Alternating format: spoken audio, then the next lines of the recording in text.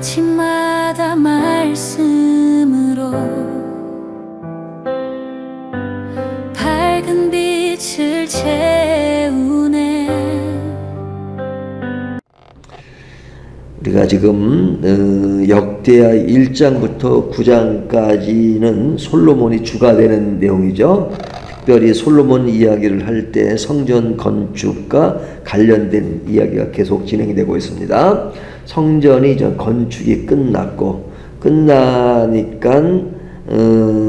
성전에 모여서 이제 성전이 지어진 것을 감사하는 그런 제사를 드리고, 제사를 드릴 때 우리가 모였을 때 솔로몬이 기도하는 내용이 어제의 내용이었죠. 기도하는 내용이 어제의 내용이었고, 오늘은 기도 후에 벌어지는 일들을 이야기합니다.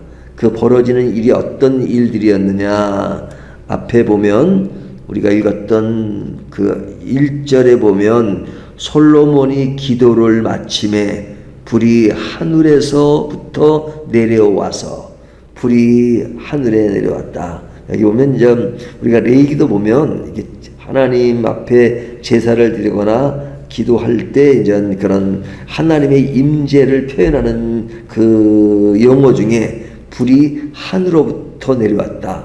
예, fire came out. 이런 말들이 많아요. 하늘 내려왔다. Before the Lord. 주님 앞에 내렸다 하는 뭐 그런 내용들이 많은데, 지금 오늘 본문에도 지금 하늘에서 불이 내려와 재물을 태우고 하며 하시는 말씀이 2절, 여호와의 영광이 여호와의 전에 가득함으로, 여호와의 영광이 가득한 것이 불이 내려옴으로써 재물을 태움으로써 그 하나님의 영광이 드러난다 하는 그 내용을 이야기하죠. 그럴 때 백성은 얼굴을 땅에 대고 경배하며 찬송했다 하는 내용이 이제 3절까지 내용입니다.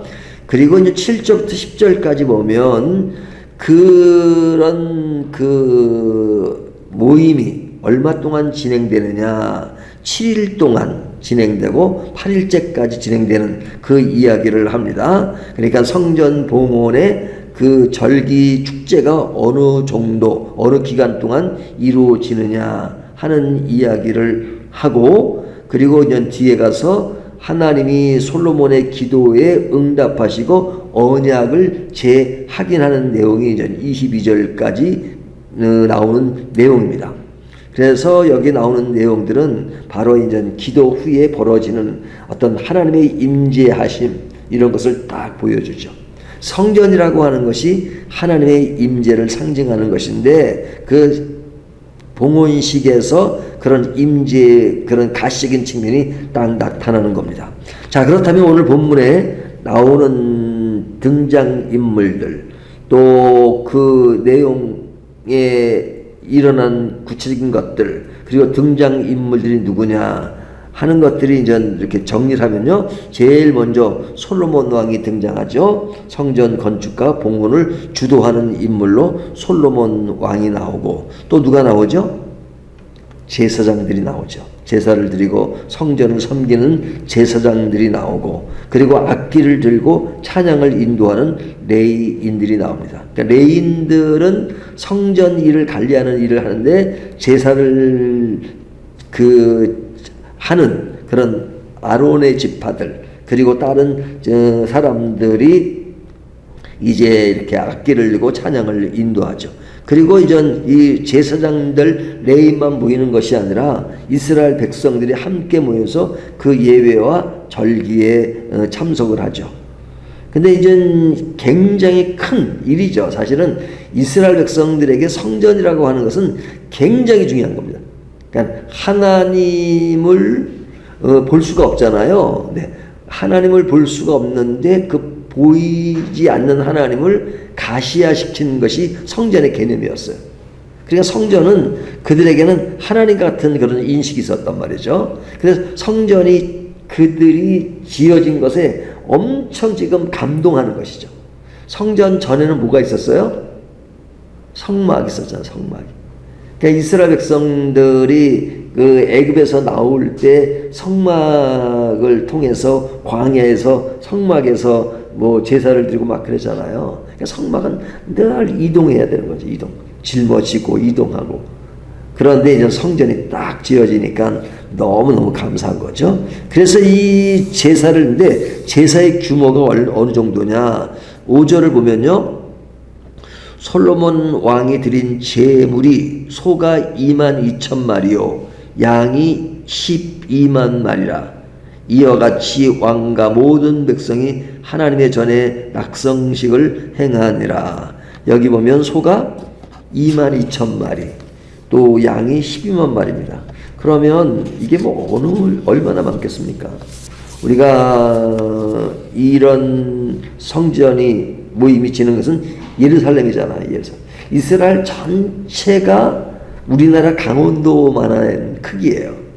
근데 그 중에서 예루살렘이라고 하는 것은 뭐 엄청 작잖아요. 작잖아요. 그곳에 사람들이 모이고 뭐 양이 12만 마리가 모이고 소가 22,000마리가 모였다 그러면 어떻게 되겠어요? 근데 모이기만 하나요? 제사를 드리는 거죠. 제사를 드리면 어떻게 드리는 거예요?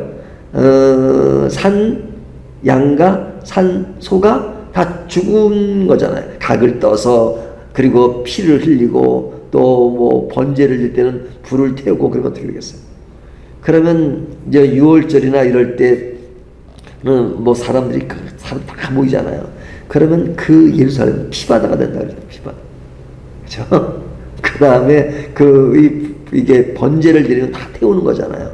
그러면 그냥 그 예루살렘 전체가 그냥 고기 냄새로 그 정도로 엄청난 큰 규모로 이루어지고 있는 겁니다. 근데 이것이 조금 전에 말씀드린 것처럼 7일 동안 절기를 짓고 8째 날에 성의 의식을 행하는 것이죠. 그러니까 뭐 완전히 축제죠, 축제. 자, 근데 이 축제가 무엇을 위한 축제예요? 성전 건축을 다 이루고 그리고 감사하는 봉헌식에서 지금 일어나는 일들이잖아요. 그러니까 여기에 동원되는 인원들, 또 재물들, 또 악기, 뭐 연주, 뭐 이런 모든 것들이 다 합쳐진 것은 어마어마한 것이죠. 근데 이러한 일들을 왜 하는 거예요? 감사의 표시잖아요. 감사. 하나님께 감사하는 표현입니다. 그 표현의 그 감사의 내용을 지금 동원되는 인원 또 동원되는 재물 이런 것을 통해서 하는 겁니다. 무엇을 위해서? 하나님과의 만남이 이루어지는 성전의 의미가 무엇인지를 지금 이들이 그런 가시적인 것으로 표현하는 것이죠. 자, 그렇다면 여기서 이제 우리가 중요하게 생각할 것은 눈에 보이는 가시적인 것이 중요한 것입니까? 아니면 그 가시적인 형태가 의도하는 본래 그 의도가 중요한 겁니까? 두 가지가 다 중요하죠. 두 가지가 다 중요한데 이제 그 속에 있는 진실을 파헤치는 문제는 이 두 가지의 역할과 잘 고려해 볼 만한 것이 있습니다. 우리가 이사야에 보면 오늘 본문과는 전혀 반대되는 내용이 나와요. 전혀 반대. 이사야 1장에 보면 이제 이스라엘 백성들이 이제 제사를 드리고 할 때 그 무수한 재물을 가지고 온다. 또 그들이 많이 모여서 성회로 모이고 많이 모여서 집회를 하고 한다. 근데 이제 그런 모양에 대해서 모습에 대해서 이사야 1장은 뭐냐면 하나님이 너희가 행하는 일을 역겨워하신다 이렇게 말씀. 역겨워. 너희가 무수한 재물을 가지고 오나 나는 그들이 하는 그 일을 보고 역겹다. 너희가 무수한 재물을 바치고 손을 펴서 기도할지라도 나는 그것이 반갑지도 않고 좋지도 않다. 이렇게 말씀하세요. 근데 이제 오늘 말씀은 솔로몬이 그 제물을 드릴 때 어떤 불이 내렸다 하는 것은 하나님의 임재를 뜻하는 거잖아요. 하나님이 기뻐하셨다는 거예요. 감사하셨다는 거예요. 그러니까 이들이 드리는 어떤 굉장히 많은 제물에 대해서 감사하는 내용 그리고 하나님 것을 받으시는 내용이 나왔다면 이사야 1장은 같은 상황인데 하나님은 받지 않는 그런 모습을 드러낸단 말이죠. 그럼 뭐가 차이가 있는 거예요? 공통점은 뭐냐면 무수한 재물을 바치는 것은 똑같잖아요. 똑같은 재물인데 한쪽은 받으시고 한쪽은 받지 않으세요. 받지 않는 것은 뭐예요? 받지 않는 것은 재물만 드린 거죠. 재물만 드린 거죠. 우리가 창세기 보면 아벨과 가인의 제사가 있잖아요. 그러니까 아벨의 제사는 받으시고 가인의 제사는 받지 않았어요. 그러면 똑같은 제사예요. 물론 제물이 달라서 한쪽은 그런 곡식이고 한쪽은 그 양이니까 하나님이 피의 제사니까 양의 제사를 받고 이건 안 받아. 이렇게 뭐 옛날 분들은 그렇게 해석하는 분이 있었어요. 하지만 성경은 자세히 들여다보면 하나님은 가인과 그의 제사를 받지 않았다. 제물을 그것은 가인의 중점을 두고 있거든요. 그러니까 제물이 문제가 아니라 그 드린 것이 하나님 앞에 합당하지 않았다는 거예요. 자, 그렇다면 우리들의 신앙생활이라고 하는 것은 물질과 하나님과의 관계가 늘 이렇게 겹치잖아요. 저는 어릴 때 이제 교회를 나가면 이제 아버지 세대들이 나가고 그러잖아요. 그러면 교회 가면 늘 헌금을 해요. 근데 아버지가 늘 하시는 말씀이 저희 아버지가 이 헌금은 하나님께 드리는 거다. 하나님께 드린다. 그러니까 이 꼬마 때 하나님께 드린다니까 그 하나님에 대한 이미지가 보이지가 않잖아요. 근데 돈은 이렇게 보이는 어떤 가시인 거잖아요. 쓰기도 하고 만지기도 하고. 그럼 교회 헌금을 할 때 이렇게 옛날에는 이렇게 많이 걷었잖아요. 그 내요. 그러면 저게 어떻게 하나님께 드린다는 게 어떻게 하나님께 이렇게 올라가지? 뭐 그런 어린 마음에. 그래서 그런 어떤 그런 추상적이면서 낭만적인 그런 생각을 했어요. 근데 이제 예배가 다 끝나고 난 다음에 그 돈을 다 모아가지고 집사님들이랑 장로님이 이렇게 책상 위에다 돈을 다 펼쳐놓고 다 돈을 세고 하는 거고요. 근데 그걸 봤을 때 충격이었어요. 어린 때 봤을 때 아니 저게 하나님께 드린다고 하는데 어떻게 돈이 막 세워지고 막 이렇게 하는 것은 그리고 이렇게 다 이렇게 가방에다 넣고 다 정리한 다음에 넣고 하나님께 드린다는 것이 그냥 사람이 가져가네 뭐 이런 어린 마음에 그런 생각을 했거든요. 근데 우리들이 신앙생활하는 것들은 사실은 그 안에 벌어지는 재물과 관계는 눈에 보이는 것이란 말이죠. 그 돈도 뭐 하나님께 드린 돈이 특별한 것이 있는 것이 아니라 우리가 일반적으로 쓰는 돈과 똑같은 것이잖아요. 그런데 이런 신앙과 그런 것은 동떨어질래야 동떨어질 수 없는데 그 관계가 어떤 것이냐 하는 것이죠. 관계는 뭐냐면 그 속에 진심이라 진심. 진심이 뭐냐? 우리가 이제 예수님이 이제 재밌는 장면이 있잖아요. 예수님이 이제 성전에서 딱 완전 헌금함이 있는데 그걸 쳐다보는 분이 누구시냐면 예수님이셨어요. 예수님이 딱 쳐다보시는 거예요. 근데 이제 이 부자가 와가지고 그냥 돈을 아주 뭐 좀 많은 돈을 넣겠죠. 아주 하나님 제가 드릴 만큼 드렸습니다. 예? 이렇게 하는 그 모습을 딱 예수님 보셨습니다. 근데 이제 과부가 와가지고 두렵돈 딱 집어넣는 막 그거 뭐 돈이 얼마 안 되니까 막 하게 했죠. 근데 예수님이 그것에 대해서 누굴 칭찬하셨어요?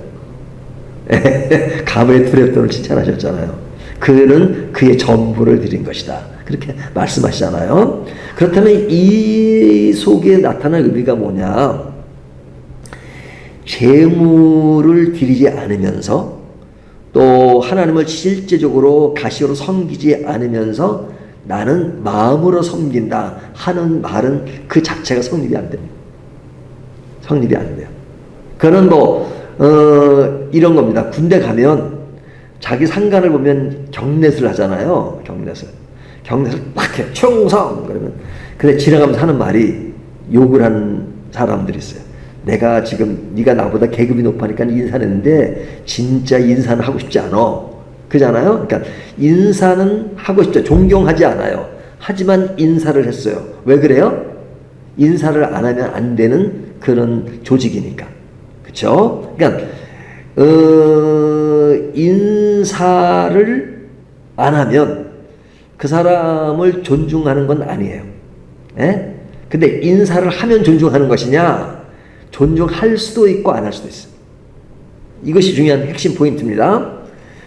내가 하나님께 헌신하지 않고 감사하지 않는 것은 외형적으로 그것은 하나님에 대한 존중이 없는 거예요. 그건 생각할 필요도 없어. 얘기가 안 되는 거예요. 그거는. 하지만 내가 외적으로 존경한다고 표시하는 것을 드러낼 때는 두 가지를 다 생각해야 돼요. 진짜 주님을 섬기는 것이냐 아닌 것이냐. 물질만 드리는 것이냐 아니면 진짜 주님을 사랑하고 따르고 하나님을 가장 귀하게 생각하는 것이냐. 이게 둘 중에 재물을 똑같이 드린다 할지라도 하나님을 섬기는 것이 아니라 의식과 종교적인 틀 안에서 갖춰진 것이 하는 것이라면 그것은 진실이 아니에요. 그러니까 하나님이 원하는 것은 이사야 1장에서 원하는 것은 내가 너희에 원하는 것은 그 마음이 담긴 그런 진짜 의식으로 드리는 것이라면 아름다운 것이다. 하지만 너희가 그렇지 않기 때문에 너희가 무수한 재물을 가지고 온다 할지라도 나는 역겹다 이렇게 말씀하시는 겁니다. 하지만 진짜 그 마음이 실린 것은 그 마음에 표현되는 것은 사람들이 생각하는 그 어떤 그런 외형적인 숫자 이것에 하나님은 연연하시는 게 아니죠. 하나님이 뭐 가난하세요? 하나님이 천지를 창조하시고 그렇죠? 그러니까 우리가 무엇을 하나님께 바치는 것에 대해서 정말로 사람을 의식하지 않고 하나님을 의식하는 것이 중요합니다. 또 그것은 교회도 마찬가지예요. 교회 입장도 교회를 운영하기 위해서 이런 그것이 필요하잖아요. 그런데 그것이 하나님을 약화시켜서는 안 된단 말이죠. 그러니까 저희 교회 주보에 보면 되잖아요. 주님을 믿지 않는 사람들은 지금은 제가 안 썼지만 주님을 믿지 않고 처음 오시고 주님을 믿지 않는 사람은 헌금하실 필요가 없습니다. 헌금을 안 하셔도 됩니다. 그런 것을 꼭 기록을 했었어요. 그러니까 뭐 예를 들면 헌금이라고 하는 것이 하나님께 드리는 거잖아요. 그런데 드린다는 것은 뭐냐면 내가 바로 하나님의 바른 의식으로 벌어서 바로 쓰고 생활 가운데 드리는 헌금, 교회만 내는 헌금만 헌금이 아니라 생활 가운데 바로 쓰는 것, 하나님의 것이니까. 그렇다면 그것이 바로 벌어야 되고 바로 들어오는 수입이어야 된단 말이죠. 그러면 바로 번 수입이 아니라면 어떻게 돼요? 받지 말아야죠. 내가 그걸 도둑질을 했어. 도둑질을 많이 했어. 근데 그래도 내가 11조를 딱 냈어. 그러면 도둑질을 하든 말든 교회에 냈으니까 할렐루야 감사가 아닌 거죠. 그런 것은 교회가 받지를 말아야죠. 그렇죠? 근데 교회에서 그런 걸 다 알 수가 없잖아요. 뭐 실제로 도둑질한 것이 아니더라도 내가 다른 회사에 오너가 있는데 손 나쁜 짓을 해가지고 돈을 벌어. 근데 거기에 봉급을 받았어. 그렇게 내는 헌금이라면 교회는 받지 말아야 되잖아. 근데 그 교회가 그걸 다 알 수가 없잖아요. 그러니까 알 수가 없으니까 그런 말씀을 통해서 이야기하는 겁니다. 그리고 그런 분명한 입장을 분명히 가지고 있어야 돼요. 이것은 교회나 개인이나 모든 것이 우리가 추구하는 본질이 뭐냐. 그 본질은 없으면서 그냥 외형적으로 나타난 것만 가지고 나타난다면 그것이 타락이고 그것이 변질되고 그것이 왜곡된 것입니다. 진실한 것은 뭐냐면 그 속에 담긴 하나님과의 관계. 이것이 뭐냐? 성전이에요. 성전 그 자체가 본질이 아니에요. 아니 하나님이 성전에만 계세요? 하나님이 다윗과 솔로몬에게 말씀하셨어요. 내가 성전에만 있는 줄 아느냐? 다윗이 그랬잖아요. 내가 사는 집은 백향모로 좋은 집인데 하나님이 거처하는 것은 텐트에 있으니까 내가 이래서는 안 되겠습니까? 안 됐으니까 하나님의 전을 크게 짓겠습니다. 그러니까 하나님이 뭐라 그러셔요? 내가 갈 것이 없어서 너희가 성전을 지어주면 감사하고 그냥 너무 좋다 이렇게 할래? 아냐 이렇게 말씀하시잖아요.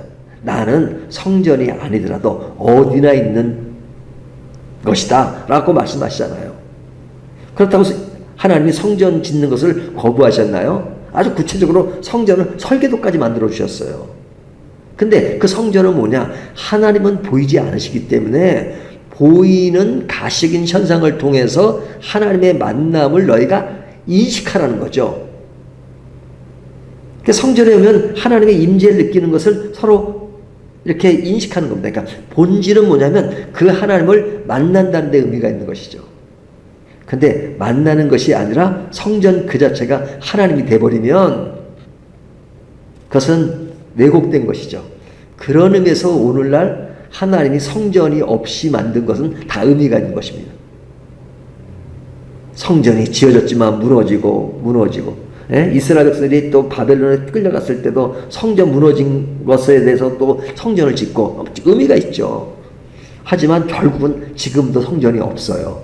그러면서 하시는 말씀이 고린도후서에서 너희의 성전은 마음에 있는 것이다 라고 진정한 성전의 가치를 부여하기 위해서 그 말씀을 하신 거잖아요. 그렇다면 오늘 본문을 통해서 드려지는 제물, 제사 중요합니다. 하지만 그 제사는 어떨 때 중요하시냐? 본질이 살아있는 제물일 때 가치가 있는 것입니다. 그러니까 본질이 없으면 그거는 아니라고 말해야 되는 것이죠. 오늘 말씀을 우리가 다시 한번 점검하면서 내가 진정으로 주님 앞에 헌신하는 것이 어떤 자세인가 하는 것을 점검해보고 이러한 가식인 것과 가식이 아닌 것의 균형을 찾는 신앙이 얼마나 중요한가 하는 것을 다시 한번 점검하는 저와 여러분이 되시기를 주님의 이름으로 축원합니다.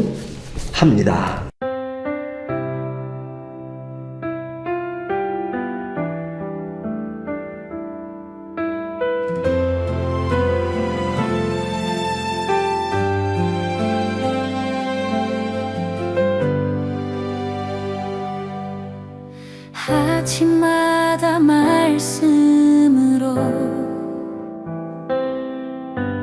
밝은 빛을 채우네. 기도 속에 주님 계시고 숨결마다 찬양 되네. 밝은 교회 그 이름처럼